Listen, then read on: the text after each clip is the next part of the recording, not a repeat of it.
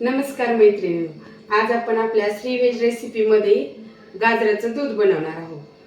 थंडीमध्ये कधी कधी पाहुणे येतात, मग चहा कॉफी वगैरे ऍसिडिटीमुळे ते नको म्हणतात, तेव्हा आपण त्यांच्यासाठी हे गरम गरम गाजराचं दूध बनवू शकतो आणि हे पौष्टिक देखील आहे बरं का. तर चला मग आपण हे गाजराचं दूध बनवूया. त्याच्यासाठी लागणारं साहित्य पाहूया. हे मी देशी 2 किलो गाजरं घेतलेले आहेत. ह्याच्याऐवजी तुम्ही पुणेरी गाजरं किंवा दिल्ली गाजरं घेऊ शकता. हे मी 2 किलो घेतलेली आहेत. हे मी 7 ते 8 बदाम, 7 ते 8 काजूचे उभे काप करून घेतलेले आहेत. ही मी अर्धी वाटी तूप घेतलेलं आहे. हे मी 7 ते 8 पिस्ते 2 तासापूर्वी भिजू घातलेले होते, कारण हे पिस्ते भिजत घातले ना ह्याचा कलर खूप छान दिसतो. आणि ही इलायची पूड आहे. ही 3 वाट्या मी साखर घेतलेली आहे. एवढी साखर आपल्याला लागणार नाही, पण मी गरजेनुसार आपण ही वापरणार आहोत. आणि हे मी 2 लिटर दूध घेतलेलं आहे. मग अगोदर आपण काय करायचं आहे, गाजराची साल काढून घ्यायची आहे. गाजराची साल काढल्यामुळं काय होतं, आपण जो खीस बनवून दुधामध्ये घालणार आहोत त्याची चव खूप छान लागते. ही खिसामुळे थोडासा कडवटपणा येतो, त्यामुळे या सालमुळे थोडासा कडवटपणा येतो, त्यामुळे आपण ही साल काढून घेणार आहे. ही अशा पद्धतीने मी सगळ्या गाजरांची साल काढून घेतलेली आहे. आता ही आपल्याला गाजरे खिसून घ्यायची आहेत. आपल्याला आपण ही गाजरं खिसणार आहोत.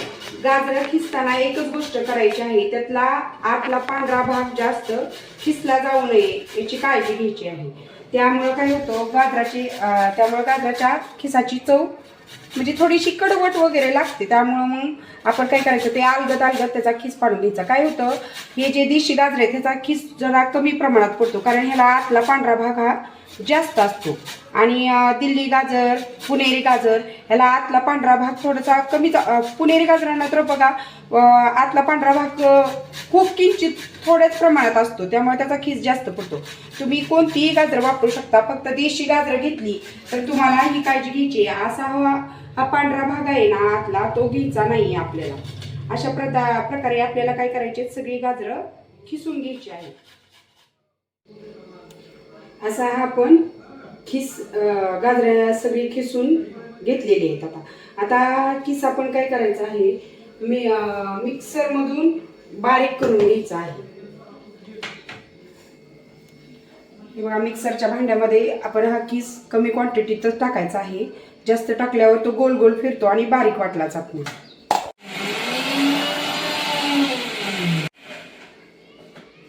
अशा पद्धतीने आपल्याला हा खिस बारीक करून घ्यायचा आहे.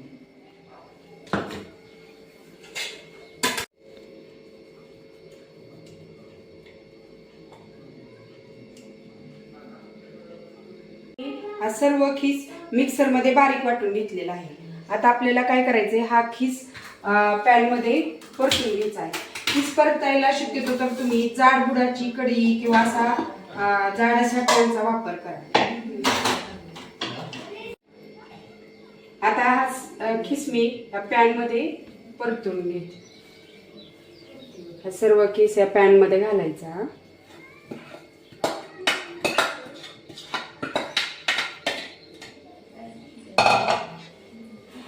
त्या खिसाचा ओलेपणा कमी होईपर्यंत हा खिस आपल्याला असाच मीडियम गॅसवर परतून घ्यायचा. आणि हे पायाला आपण सतत हलवायचा आहे, नाहीतर हा खिस काय होतो, भांड्याच्या तळाला चिटकतो. असा हा खिस मी सतत हलवत मीडियम गॅसवर 5 ते 7 मिनिटं परतून घेतलेला आहे. हे तुम्ही बघू शकता, ह्या खिसाचा आपला कलर असा थोडासा डार्क झालेला आहे आणि त्याचा ओलापणा कमी झालेला आहे. मी एक गोष्ट लक्षात ठेवा, मी ह्या खिसामध्ये अगोदर तूप घातलेलं नाही. आता आपण ह्या खिसामध्ये तूप घालणार आहोत. तर आपल्या या 2 किलो गाजरांचा खिस असल्यामुळे साधारणतः फुल 4 चमचे तूप मी ह्यात घालणार आहे. आणि तूप घातल्यानंतर हा खिस आपण आणखीन 2 मिनिटं परतणार आहोत. हा खिस परतताना त्याला सतत हलवायचा आहे, हे लक्षात ठेवा. असं छान असं सगळीकडनं तुपात हे परतून घ्यायचं आपल्याला खिस 2 मिनिटं. आणि गॅसची फ्लेम मीडियमच ठेवायची. खूप कमी गॅसवर परतावा असं काही नाही, तुम्ही मीडियम गॅस करून हे परतू शकता. हे बघा मी गॅसची फ्लेम मीडियम केलेली आहे. आणि अगोदर पण जेव्हा मी तूप टाकायच्या अगोदर पण जेव्हा तो खीस परतत होते तेव्हा ही गॅसची फ्लेम मी मीडियमच ठेवली. आता आपण हा 2 मिनिटं असं या खिसाला तुपात परतलेला आहे. आता काय करायचे, हा खीस आपण झाकून ठेवायचा आहे, थोडासा शिजवायचा आहे. त्यामुळे हा खीस आपण आता मात्र गॅसची फ्लेम आपल्याला कमी करून हा खीस आपण 5 मिनिटं त्याला वाफ देणार आहोत. पण 5 मिनिटं वाफ देताना ह्याला मधात आपण एकदा उघडून तो हलवून घ्यायचा आहे. आता हा आपण खीस 5 मिनिटं शिजवून घेतलेला आहे. आता आपण यात साखर घालणार आहोत. तुम्ही कोणत्याही वाटीने, हा खीस साधारणतः 3 ते 3.5 वाटी खीस आहे, याच्यासाठी आपण 1.5 वाटी साखर घालणार आहोत. कोणत्याही वाटीने तुम्ही 1.5 वाटी साखर घालू शकता. 1.5 वाटी साखर घालायची आपण ह्या खिसाला.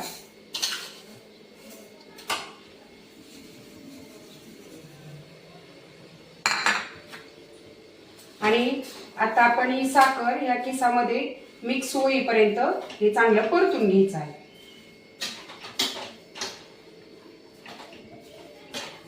आणि गॅसची फ्लेम मीडियम करायची आहे.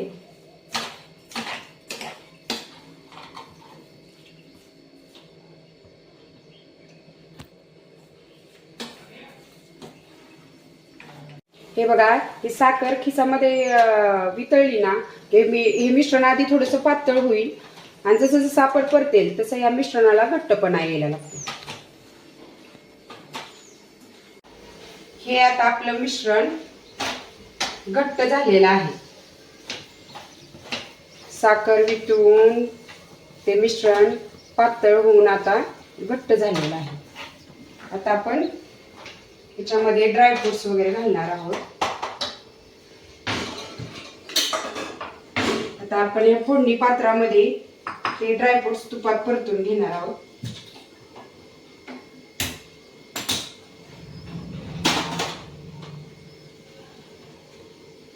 मी आता या फोडणी पात्रामध्ये 2 चमचे तूप घालते.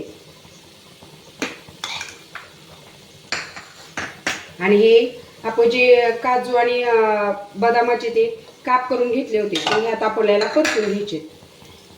तूप गरम झालं की आपल्याला गॅसची फ्लेम कमी करायची आणि हे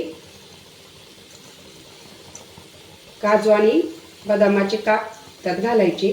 आणि जे आपण पिस्ते भिजवून घेतले होते त्याचे पिस्ते भिजवल्यानंतर त्या पिस्त्यांची साल निघून जाते आणि त्याचे देखील असे आपण काप करून घेतलेले ते देखील या तुपात घालून आपण परतून घ्यायचे आहेत. या आपल्याला तुपात लालसर होईपर्यंत परतायचे. हे बघा, काजू बदामाच्या तुकड्याचा असा कलर बदलायला लागलेला आहे.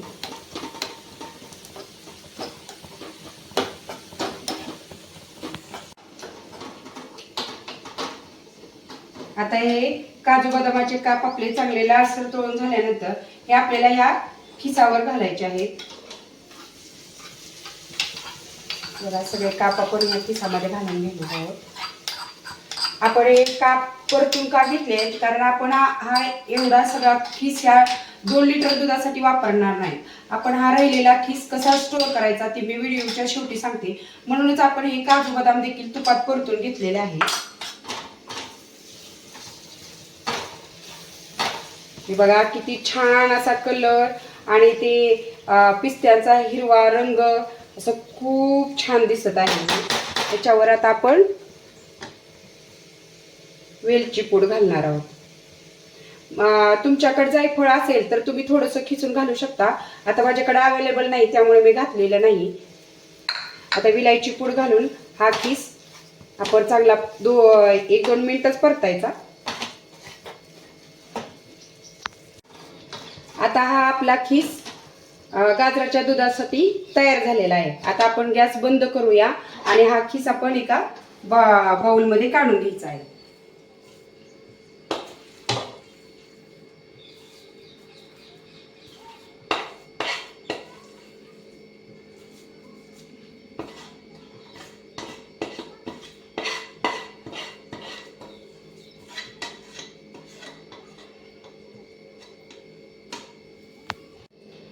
हा आता आपला गाजराचं दूध बनवण्यासाठी खीस तयार झालेला आहे. आता आपण दूध बनवायला घेऊया. आम्ही गॅस ऑन करते आणि साहित्यामध्ये सांगताना माझं विसरलं, हे दूध जे आहे ते मी आधी कच्चं दूध उकळून घेतलेलं आहे. त्यामुळं तुम्ही कधी जेव्हा गाजराचं दूध बनवणार तेव्हा ते दूध आधी उकळून घ्यायचं आहे.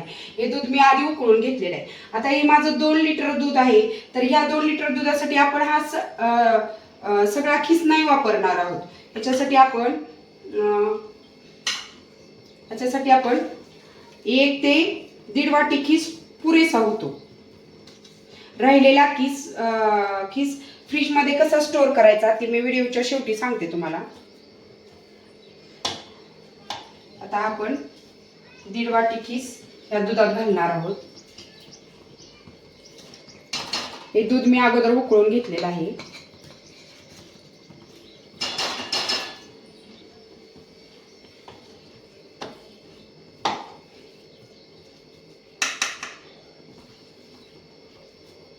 आम्ही 1.5 वाटी खीस या 2 लिटर दुधासाठी वापरलेला आहे.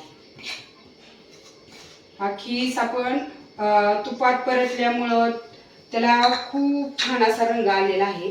आणि खीस टाकल्याच्या नंतर हे दूध आपल्याला सगळीकडून असं हलवून घ्यायचं आहे.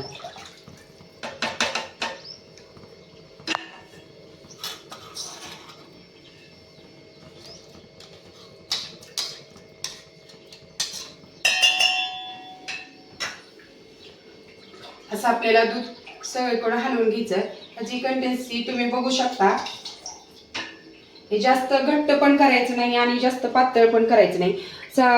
तुम्हाला जर वाटलं, कधी कधी गाजराचा खीस वजनी प्रमाणात कमी पडू शकतो, जर तुम्हाला वाटलं तर तुम्ही आणखीन अर्धी वाटी वगैरे खीस घालू शकता. आता आपण ह्या दुधामध्ये 1.5 ते 1.25 वाटी साखर घालणार आहोत. साखर घालताना एक लक्षात ठेवायचं आहे, आपल्या खिसामध्ये पण साखर आहे, त्यामुळे साखरेचं प्रमाण अगोदर थोडंसं कमीच घालायचं आहे. मी आता या 2 लिटर दुधाला 1.5 वाटी साखर टाकलेली आहे. तुम्हाला कमी गोड आवडत असेल तर तुम्ही कमी साखर देखील घालू शकता. आणि साखर घालताना ते लक्षात ठेवायचं की खिसामध्ये पण आपण साखर घातलेली आहे. साखर टाकल्यानंतर हे दूध आपल्याला 10 मिनिटं उकळून घ्यायचं आहे. दुधाला किती छान कलर आलेला आहे. हे दूध आपल्याला सतत नाही पण मधात आपल्याला हलवायचं आहे. असंही आपण गाजराचं दूध